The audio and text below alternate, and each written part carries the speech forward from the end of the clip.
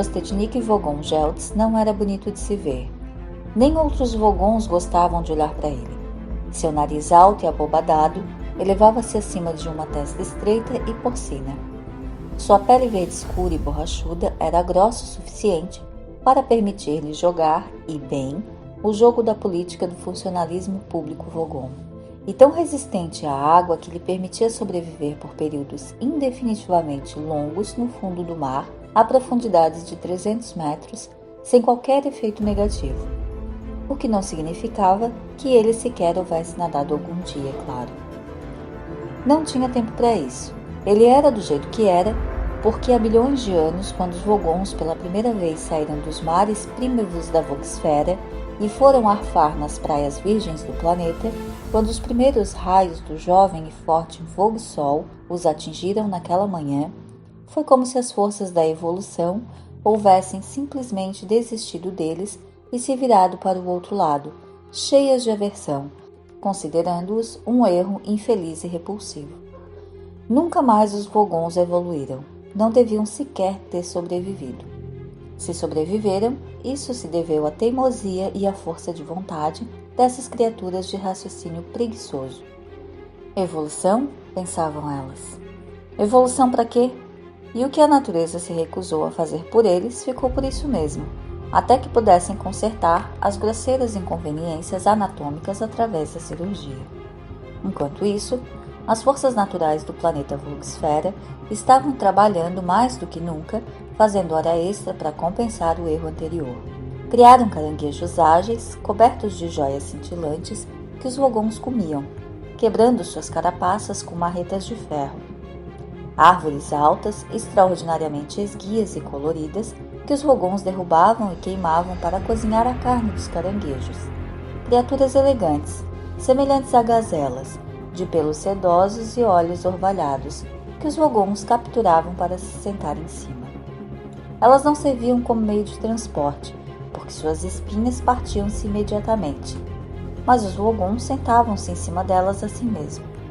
Assim, o planeta Vogsfera atravessou tristes milênios até que os Vogons descobriram de repente os princípios do transporte interestelar. Poucos anos Vogs depois, todos os Vogons já haviam migrado para o aglomerado de Megabrantes, o centro político da galáxia, e agora constituíam a poderosíssima espinha dorsal do funcionalismo público da galáxia. Tentaram adquirir cultura, tentaram adquirir estilo e boas maneiras, mas sob quase todos os aspectos, o Vogon moderno pouco difere de seus ancestrais primitivos. Todo ano lhes importam 27 mil caranguejos cintilantes de seu planeta nativo e passam muitas noites divertidas bebendo e esmigalhando caranguejos com marretas de ferro. Prostetnik Vogon Jeltz era um Vogon mais ou menos típico, já que era absolutamente vil. Além disso, não gostava de mochileiros. Em uma pequena e escura cabine nas entranhas mais profundas da nave capitânia de Prostetnik Vogon Jeltz, um fósforo acendeu-se nervosamente. O dono do fósforo não era um Vogon, mas sabia tudo sobre os Vogons e tinha toda a razão de estar nervoso. Chamava-se Ford Prefect. Nota: o nome original de Ford Prefect só é pronunciável num obscuro dialeto betelgeusiano, hoje em dia praticamente extinto devido ao grande desastre Hung do ano 3578, que dizimou todas as antigas comunidades praxibetelenses de Betelgeuse VII. O pai de Ford foi o único homem em todo o planeta a sobreviver ao grande desastre Hung, devido a uma extraordinária coincidência que ele jamais conseguiu explicar de modo satisfatório. Todo o episódio está envolto em mistério. Na verdade, ninguém jamais descobriu o que era um Hung e por que ele resolveu cair em cima de Betelgeuse VII em particular. O pai de Ford, magnânimo, ignorou as nuvens de suspeita que naturalmente se formaram em torno dele e foi morar em Betelgeuse V, onde se tornou ao mesmo tempo pai e tio de Ford. Em memória de seu povo agora extinto, deu-lhe um nome no antigo idioma praxibetelense. Como Ford jamais aprendeu a dizer seu nome original, seu pai terminou morrendo de vergonha, coisa que ainda é uma doença fatal em certas regiões da galáxia.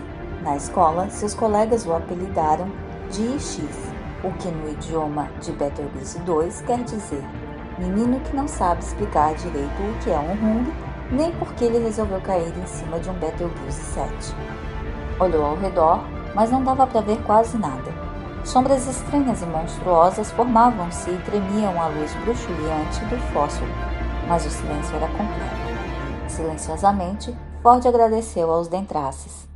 Os Dentraces são uma tribo indisciplinada de gourmands, um povo selvagem, porém simpático. Recentemente vinham sendo empregados pelos Vogons como comissários de bordo em suas viagens mais longas, sob a condição de que ficassem na deles. Os Dentraces achavam isso ótimo, porque adoravam o dinheiro Vogon, que é uma das moedas mais sólidas do espaço, porém detestavam os Vogons.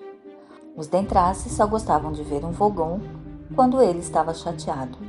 Graças a esse pequeno detalhe, Ford Prefect não fora transformado numa nuvenzinha de hidrogênio, ozônio e monóxido de carbono.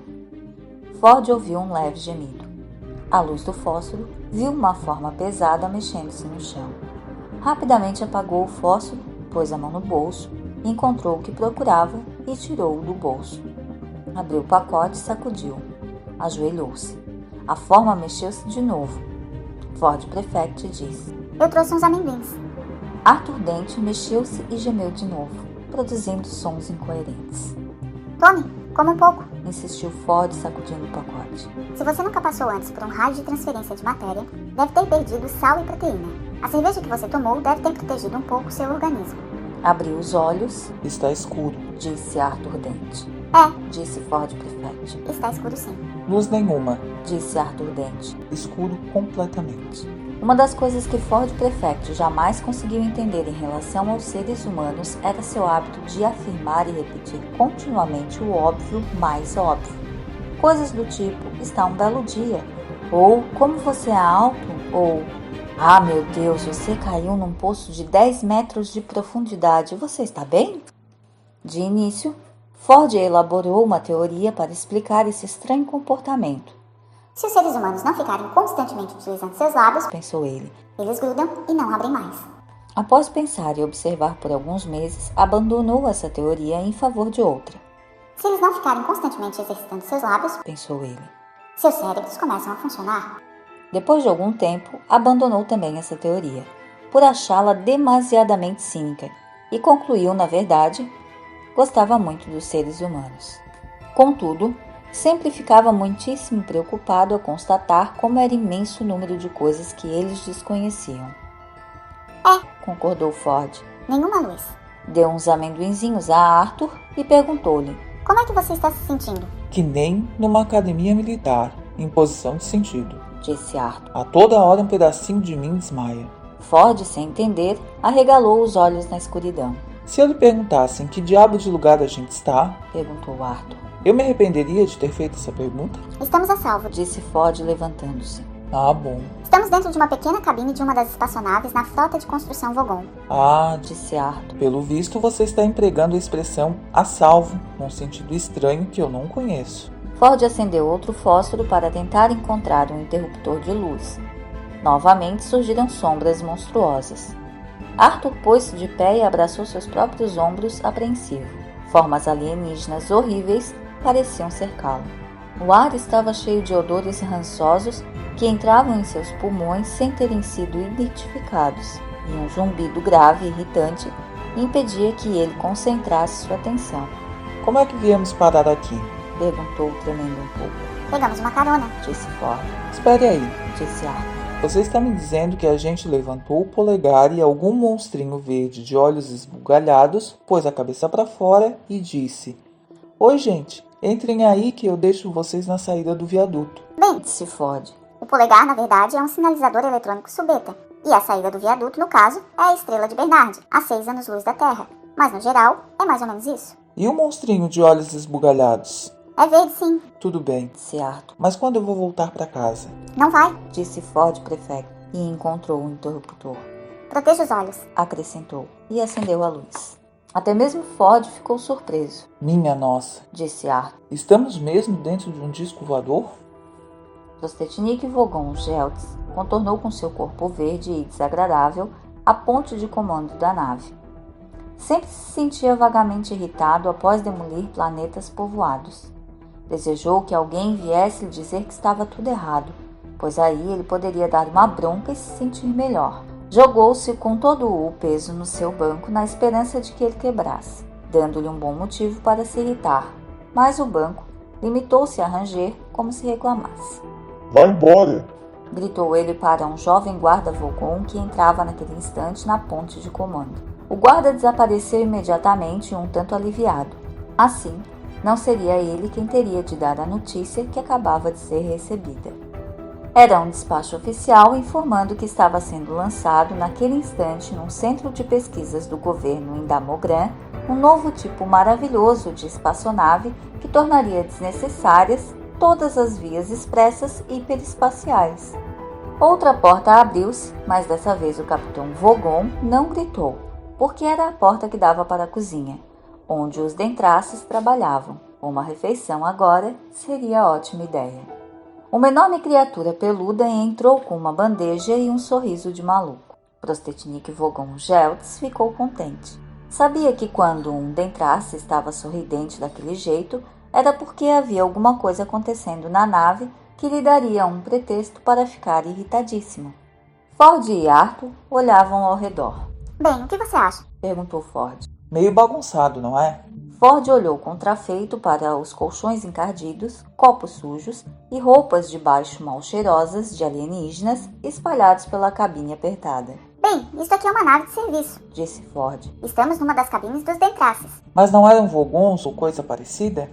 Disse Ford. Os Vogons mandam, os Dentraces cozinham. Foram eles que nos deram carona. Estou meio confuso. Disse Arthur. Dê uma olhada nisso, Disse Ford, sentando-se num dos colchões e mexendo em sua mochila. Arthur apalpou o colchão nervosamente e depois sentou-se também. Na verdade, não havia motivo para ficar nervoso, já que todos os colchões cultivados nos pântanos de Scourgello Zeta são muito bem mortos e ressecados antes de serem utilizados. É muito raro um desses colchões voltar à vida. Ford deu o livro a Arthur. Que é isso? Perguntou Arthur.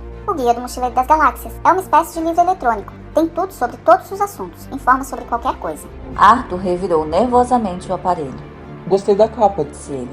Não entre em pânico. Foi a primeira coisa sensata e inteligível que me disseram hoje. Eu lhe mostro como funciona, Disse Ford.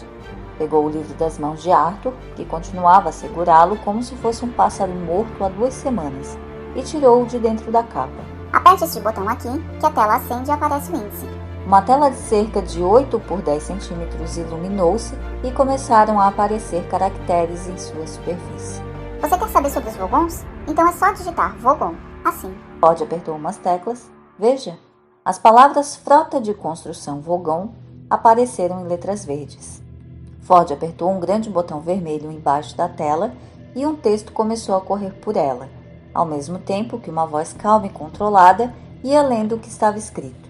Frota de construção Vogon. Você quer pegar carona com Vogons? Pode desistir. Trata-se de uma das raças mais desagradáveis da galáxia.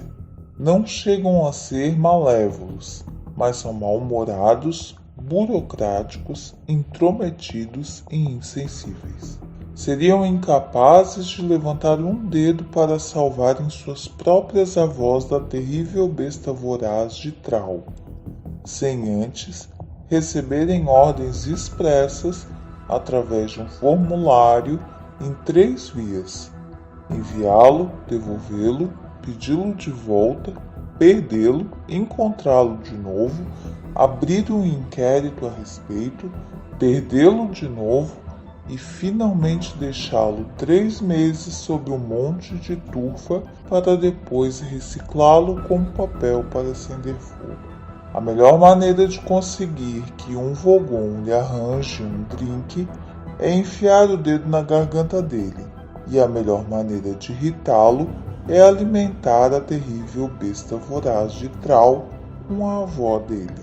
Jamais, em hipótese alguma, permita que um Vogon leia poemas para você. Arthur ficou olhando para a tela. Que livro esquisito. Então como foi que pegamos essa carona? É justamente essa a questão. O livro está desatualizado. Disse Ford, guardando-o dentro da capa. Estou fazendo uma pesquisa de campo para a nova edição revista e aumentada. E uma das coisas que eu vou ter que fazer é mencionar que agora os Vogons estão empregando dentraces como cozinheiros, o que facilita as coisas para nós. Uma expressão contrariada surgiu no rosto de Arthur. Mas quem são esses dentraces? Gente finíssima. Disse Ford. São disparados os melhores cozinheiros e os melhores preparadores de drinks. E estão se lixando para todo o resto. E sempre dão carona para as pessoas. Em parte porque gostam de companhia, mas acima de tudo para irritar os Vogons. O que é exatamente o tipo de coisa que você precisa saber se é um mochileiro sem muita grana, a fim de ver as maravilhas do universo por menos de $30 altarienses por dia. Meu trabalho é esse. Divertido, não é? Arthur parecia perdido. É incrível. Disse, olhando de testa franzida para um dos outros colchões. Infelizmente, fiquei parado na Terra bem mais tempo do que eu pretendia. Prosseguiu Ford. Foi passada uma semana e acabei preso lá por 15 anos. Mas como foi que você chegou lá?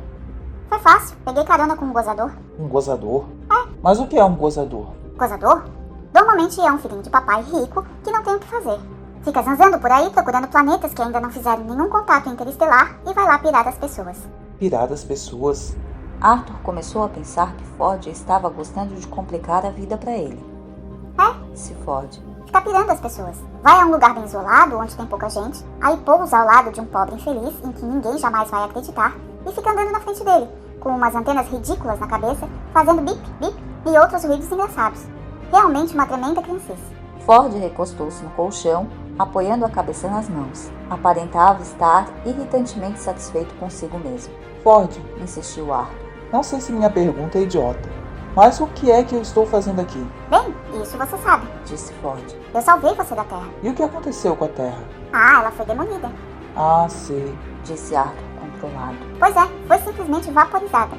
Escute, Disse Arthur. estou meio chateado com essa notícia. Ford franziu a testa e pareceu estar pensando. É, eu entendo. Disse Ford por fim. Eu entendo? Gritou Arthur. Eu entendo? Ford pôs de pé num salto. Olhe para o livro. Insistiu ele. O quê? Não entre em pânico. Não estou entrando em pânico. Está sim. Está bem, estou. O que você quer que eu faça? Venha comigo e se divirta. A galáxia é um barato. Só que você vai ter que pôr esse peixe no ouvido. Que diabos você quer dizer? Perguntou Arthur de modo bastante delicado, pensou ele. Ford mostrou-lhe um pequeno vidro que continha um peixinho amarelo que nadava de um lado para o outro. Arthur olhou para ele sem entender. Queria que houvesse alguma coisa simples e compreensível para que ele pudesse se situar. Ele se sentiria melhor se, juntamente com a roupa de baixo dos dentraces, as pilhas de colchões de Scorchelows e o homem de Betelgeuse, que lhe ofereciam um peixinho amarelo para colocar no ouvido, pudesse ver ao menos um pacotinho de flocos de milho. Mas ele não podia. Logo, sentia-se perdido. De repente, ouviu-se um ruído violento, vindo de algum lugar que Arthur não conseguiu identificar. Ficou horrorizado com aquele barulho, que parecia um homem tentando gargarejar e lutar contra todo o malcatéia ao mesmo tempo. Psst, disse Ford. Escute, pode ser importante. Importante? É o comandante da nave dando um aviso. Quer dizer que é assim que os Vogons falam? Escute. Mas eu não sei falar Vogon. Não precisa, é só pôr esse peixe no ouvido. Ford, com um gesto rápido, levou a mão ao ouvido de Arthur, que teve de repente a desagradável sensação de que um peixe estava se enfiando em seu conduto auditivo. Horrorizado, ficou coçando o ouvido por uns instantes, mas aos poucos seu rosto foi assumindo uma expressão maravilhada. Estava tendo uma experiência auditiva equivalente a ver uma representação de duas silhuetas negras e de repente passar a entendê-la como um candelabro branco, ou de olhar para um monte de pontos coloridos e de repente ver neles o número 6, o que significa que seu oculista vai cobrar uma nota preta para você trocar as lentes dos óculos. Arthur continuava ouvindo aquela mistura de gritos e gargarejos, só que de repente aquilo de algum modo havia se tornado perfeitamente inteligível. Eis o que ele ouviu.